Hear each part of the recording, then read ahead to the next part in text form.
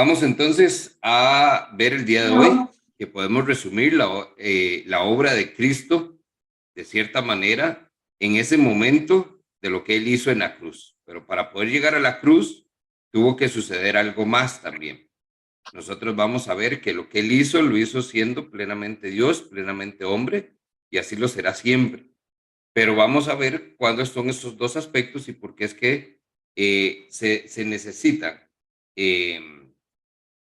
entender las dos perspectivas para ver claramente de qué se trata. Entonces, la primera de ellas, vamos entonces a ver el tema de la parte humana de Dios. Jesús fue 100% hombre. ¿A qué nos referimos con esto? ¿Por qué creen que hablamos de que Jesús fue 100% hombre? ¿De dónde viene, digamos, una afirmación como esta? Porque nació de una mujer. Muy bien. Yo pienso que porque pues en la Biblia dice que Él ha pasado por todo lo que hemos pasado nosotros, hemos pasado nosotros. Entonces pienso que tiene que ser hombre porque si no sería como muy fácil para Él haber pasado las tentaciones, haber pasado todo ese proceso. Si fuera solamente 100% Dios, entonces tenía que ser 100% hombre. Que ver que para que haya sido hombre, tuvo que haber nacido hombre. Esto es lo que llamamos un nacimiento virginal. Esto es importante entender porque nosotros tenemos que darnos cuenta que la concepción de Jesús fue espiritual. Fue una concepción divina por Dios, hecha por el Espíritu Santo. Pero su nacimiento, perdón, fue virginal. Cuando hablamos entonces de la humanidad de Jesús, es apropiado empezar con una consideración de su nacimiento como tal y cual usted y yo vinimos al mundo, lo mismo fue en el caso de nuestro Señor. La Biblia afirma que Jesús entonces fue concebido en el vientre de su madre, pero fue obra del Espíritu Santo. En Mateo 1, 18 hasta el verso 25, nosotros podemos encontrar esa historia de cómo entonces el ángel le anuncia a María que ella va a concebir un niño y María hace esa pregunta. Bueno, ¿y cómo es que puede suceder esto si yo no he conocido varón? Bueno, entonces el ángel le responde, el Espíritu Santo vendrá sobre ti y concebirás a un niño. El término que usa ahí es el Shekinah, que es el mismo que se utiliza, que encontramos cuando encontramos en el Antiguo Testamento la referencia de que la gloria de Dios descendía sobre la montaña como una nube y se posaba para hablar con Moisés. Entonces, ese Shekinah, esa gloria de Dios, es lo mismo que le explicó el ángel a María, que iba a descender el Espíritu Santo sobre ella para concebir entonces a este niño. Este es entonces un evento que nosotros recordamos que no se confunde del hecho de que la salvación jamás puede venir por un esfuerzo humano, sino que es una obra sobrenatural de parte de Dios. Gálatas 4, versos 4 y 5 nos recuerda que la salvación viene de parte de Dios y que necesitábamos entender que así como por un hombre vino el pecado a este mundo, por un hombre también debía venir la salvación. Si nosotros pensamos por un momento en las diferentes posibles maneras en que Jesús pudo haber venido a esta tierra, ninguna hubiera unido tanto a la humanidad y a la deidad en una persona como fue este evento. Imagínense que Dios pudo simplemente decir, bueno, voy a enviar a mi hijo y aparece un hombre adulto ya haciendo ministerio. Es más, Dios pudo haber dicho, bueno, voy simplemente a aparecer. Hace un chasquido, lo dice con su palabra y simplemente sucede. Lo que tenemos que ver es que entonces el hecho de que Jesús, perdón, haya venido a nosotros, encarnado, hecho hombre, tiene una razón y un propósito muy particular. Nosotros entonces vemos que es muy probablemente que fuera posible que Dios creara a Jesús como un ser humano completo en el cielo y lo enviara del cielo a la tierra. Sin embargo, también hizo algo extraordinario.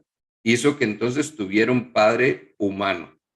La Biblia nos habla, usted quizás conoce la historia de la Navidad, cuando entonces vemos que el ángel también se le aparece a José y le dice que no tenga miedo en tomar a María, que el niño que va a concebir es el Hijo de Dios, y fue exactamente lo que hizo José. Esta historia termina con una pequeña, con un registro interesante, porque dice las escrituras que José no tuvo relaciones sexuales con María hasta después de que el niño nació. Es decir, este pequeño acto que hace José de obediencia, de respeto a María, es parte del plan de Dios que corrobora que no hay hombre o no hay parte humana en esta concepción de Jesús. ¿Por qué? Porque otros hubieran dicho, bueno, es que ya José también tuvo relaciones con María y entonces no sabemos si realmente fue de Dios o fue de José. José tuvo relaciones con María hasta después de que Jesús naciera. Es decir, la concepción fue completamente sobrenatural.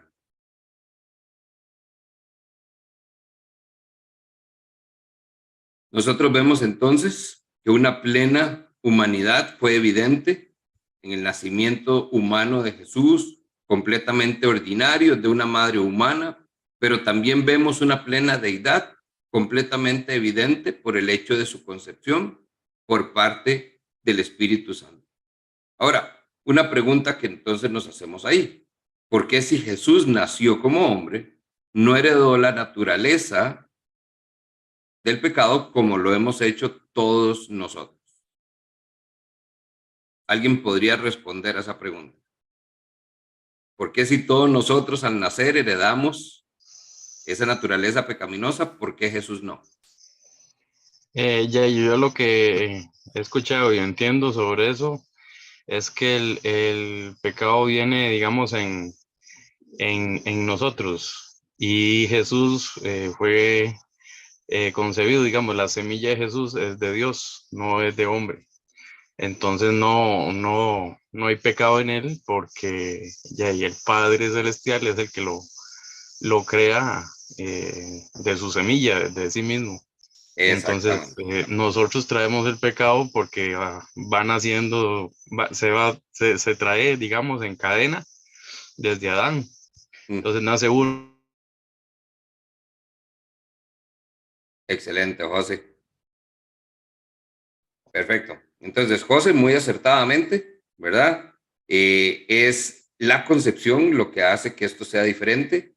Lucas 1:35, el ángel le dijo a María, el Espíritu Santo vendrá sobre ti y el poder del Altísimo te cubrirá con su sombra. Por lo tanto, el bebé será santo y será llamado Hijo de Dios, ¿verdad? Entonces, esa santidad es la que vemos de parte de Dios. Lo otro que vamos a ver entonces es la parte muy humana de Jesús. ¿A qué nos referimos a eso? Jesús tuvo tanto debilidades como limitaciones humanas, tal cuales usted y yo hemos experimentado. Por ejemplo, en términos prácticos, Jesús tenía un cuerpo humano. ¿A qué nos referimos con esto? Lo que ya hemos hablado hasta ahorita, Jesús nació como un bebé, Lucas 2:7. Creció como un niño, Lucas 40, donde decía que el niño iba creciendo en estatura y en sabiduría. Juan 4:14 nos habla que Jesús se cansó. Juan 19:28 nos habla que Jesús tuvo sed. Mateo 4:2 dice que Jesús tuvo hambre. Mateo 4:11 habla de que Jesús se sintió débil.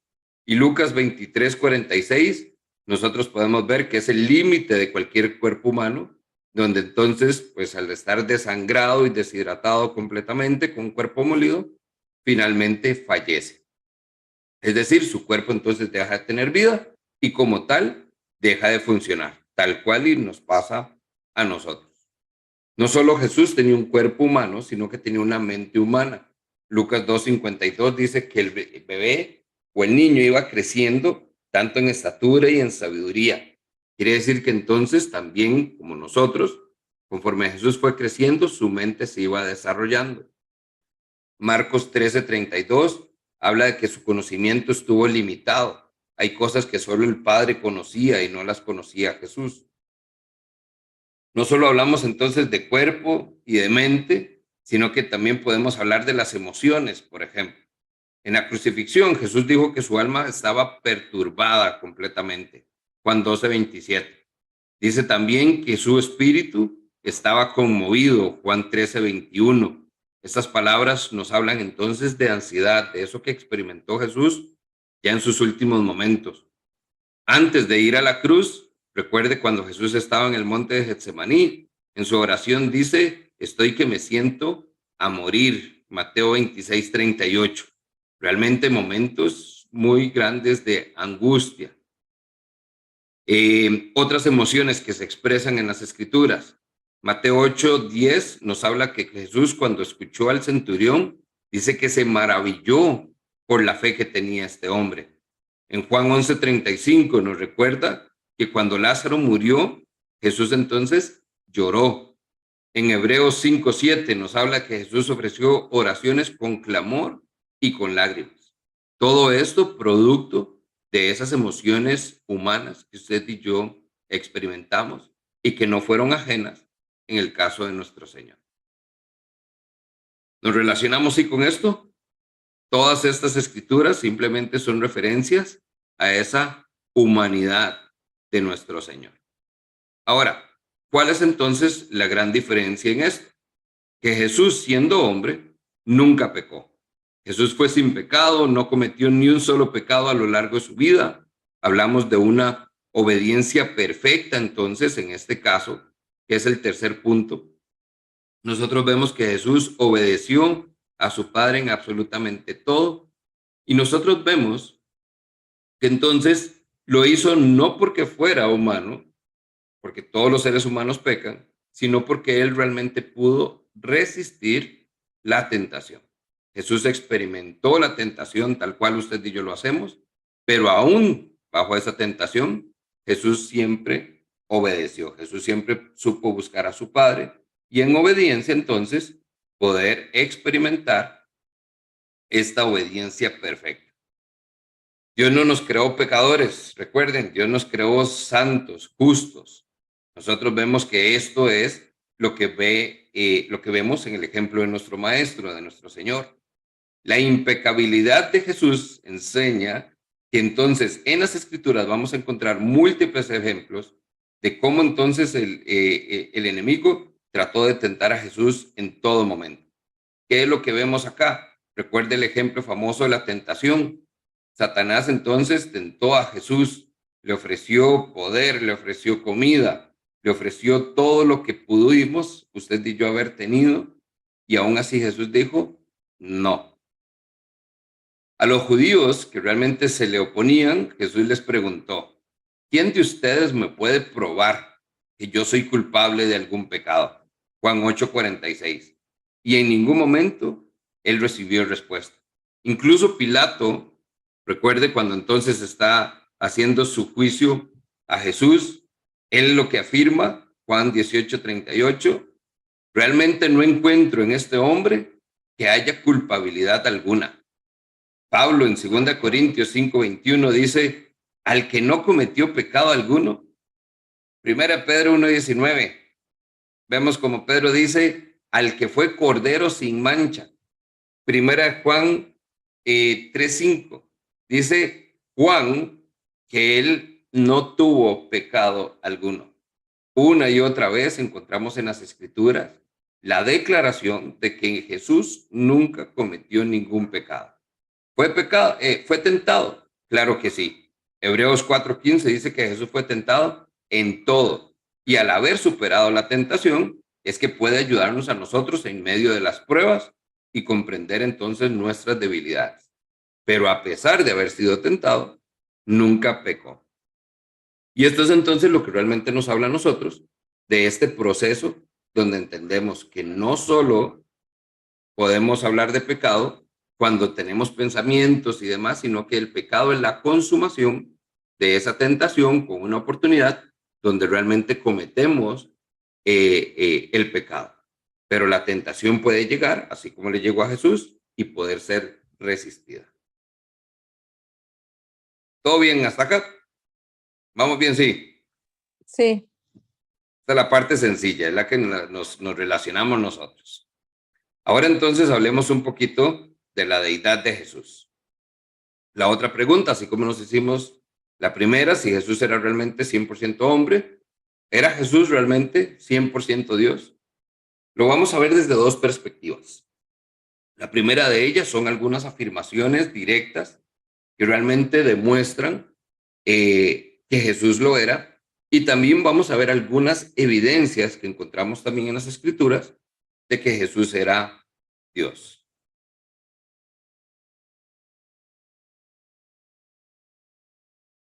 Algunas afirmaciones. Hay dos términos prácticamente de los cuales podemos guiarnos. La palabra Dios o el vocablo Theos en el antiguo se utiliza para referirse a Cristo. Aunque la palabra Dios en el Nuevo Testamento o Theos por lo general se reserva únicamente para referirse a Dios Padre, nosotros vemos algunos pasajes donde también se usa para referirse a Jesús. Recuerda entonces, por ejemplo, Isaías 9:6, cuando dice que van a ser un niño y este niño será el que entonces lleve toda la soberanía sobre sus hombros, y dice que se le darán estos nombres: Consejero admirable, Dios fuerte, Príncipe de paz. Ese Dios fuerte, Theos, usa referencia a Jesús. La otra palabra que encontramos, que no solo es Theos, es Kurios, que es la palabra Señor, que se aplica directamente a Cristo. Y aquí es donde encontramos varios casos en el Nuevo Testamento donde Señor se aplica siempre a Cristo. Algunos ejemplos. Hoy les ha nacido en la ciudad de David un Salvador que es Cristo el Señor. Lucas 2:11. Mateo. Recuerden que entonces Juan hace la declaración en el desierto. Esta es la voz de uno que grita en el desierto: preparen el camino para el Señor. Kurios. Está hablando de Cristo, el Dios. Juan, citando Isaías 4:3, dice que el Señor mismo viene hoy a su pueblo. El Dios mismo. Es esa palabra Kurios que se aplica únicamente a Cristo. Y recuerden que lo vimos nosotros recientemente. Cuando hablamos de Cristo, hablamos de la parte de nuestro Dios, no solo de Jesús, nuestro Salvador, sino de ese Dios que realmente hizo algo extraordinario por nosotros. Recuerden también el pasaje: Señor de señores, no hay nadie como Cristo, es decir, no hay nadie como Dios. Esto es algo que no hizo el hombre, lo hizo Dios. Así como encontramos entonces algunas afirmaciones, vienen las evidencias.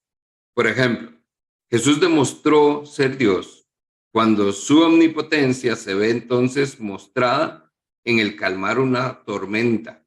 ¿Se acuerdan entonces cuando Jesús simplemente le dijo a los vientos y a los mares que pararan y la tormenta pasó?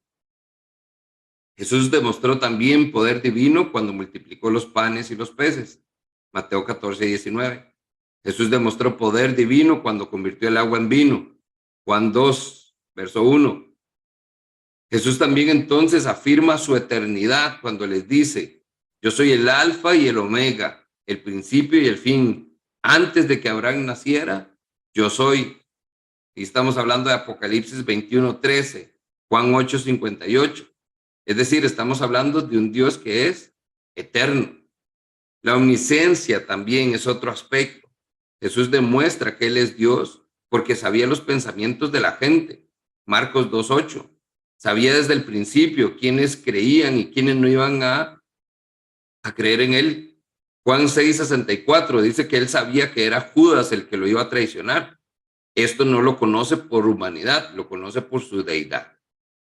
De la misma manera, nosotros vemos la soberanía, un tipo de autoridad que solamente puede provenir de Dios. Marcos 32, versos 5. Cuando vemos que Él puede perdonar pecados. A diferencia de los profetas del Antiguo Testamento que declaraban: así dice el Señor. Él realmente podía decir entonces, como en el Sermón del Monte, Mateo 5 repetidamente lo hace: pero yo les digo.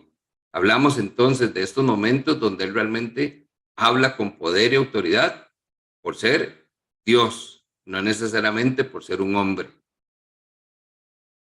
Finalmente, otra de las evidencias que encontramos acá está la preexistencia de Jesús. Cuando comienza el Evangelio de Juan, en el principio estaba el Verbo y el Verbo era Dios y el Verbo estaba con Dios.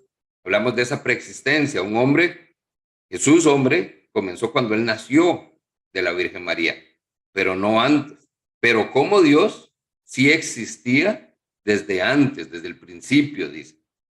Y finalmente algunos títulos que encontramos en el Nuevo Testamento, por ejemplo, Señor de Señores, el Señor de Gloria, el Hijo del Hombre, Hijo del Altísimo. Todo esto son expresiones entonces humanas, pero que hablan de un Dios.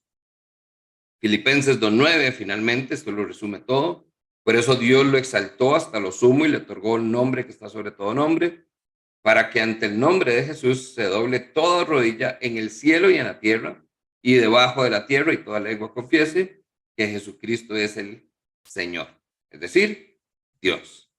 Todo esto es lo que entonces nosotros estamos viendo que se desarrollan en este aspecto de la parte de la divinidad de nuestro Dios. Muy bien, hay una última parte entonces que quiero compartir, porque ahorita tengo que hacer cambio porque se me está yendo la batería de la compu. Entonces aprovecho esto último por acá.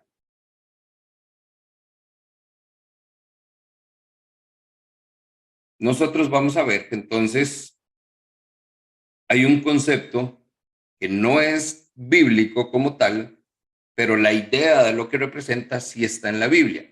Este es el concepto de encarnación. Cuando nosotros vemos en Juan 1:14 que dice que el Verbo se hizo carne y habitó entre nosotros, o el Verbo se hizo hombre y habitó entre nosotros, introduce este concepto de encarnación, es decir, cuando entonces Jesús se hace hombre. Entonces, de nuevo, el término no lo encontramos en la Biblia, pero la idea sí. Es decir, Jesús, estamos hablando que es Dios hecho carne humana. La encarnación entonces es el acto de Dios Hijo por el cual entonces se toma la naturaleza humana.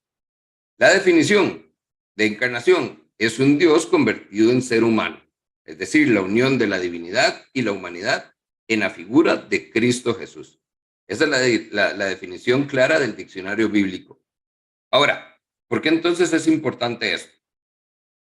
La encarnación alude a la afirmación, entonces, de que Dios, en una de sus modalidades de su existencia, como lo es la Trinidad de Dios, deja de ninguna manera de ser Dios.